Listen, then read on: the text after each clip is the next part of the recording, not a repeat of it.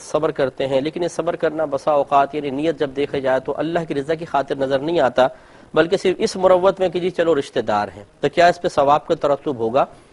دیکھیے مسئلہ یہ ہے کہ جب اللہ تبارک و تعالیٰ کی رضا پیش نظر ہو،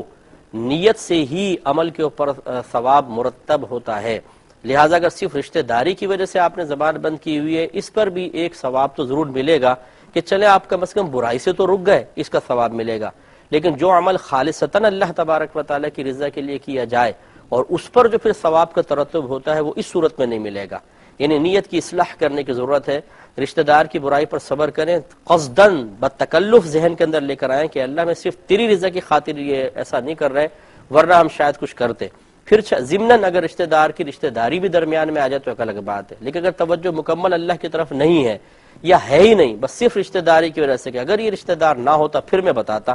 تو پھر ہو سکتا ہے اس پہ ثواب کا ترتب بالکل نہ ہو، یا ہو تو بس اتنا کہ چلے آپ برائی سے بچ گئے بس،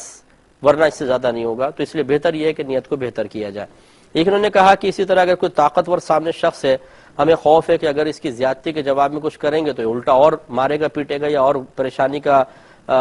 سبب بن جائے گا، تو ایسی صورت میں جو صبر کیا جائے اس پہ ثواب کا ترتب ہوتا ہے کہ نہیں؟ اس کا جواب بھی تقریباً یہی ہے۔ مثال کے طور پہ آپ کمزور ہیں، ایک طاقتور لمبا چوڑا آدمی اس نے آپ کے پاؤں پہ پاؤں رکھ دیا، اب آپ نے دیکھا غصے میں کہ اس کو مارتا ہوں یا برا بھلا کہتا ہوں، دیکھا تو جی حضرت لمبے چوڑے کھڑے، آپ کہیں گے جی کوئی بات نہیں کوئی بات نہیں، ہو جاتا ہے، غلطی ہو ہی جاتی ہے، اور کمزور ہوتا تو شاید تھپڑ مار دیتے یا اس کو برا بھلا کہہ دیتے۔ تو اب یہ جو صبر کیا اس پہ ثواب ہوگا کہ نہیں ہوگا،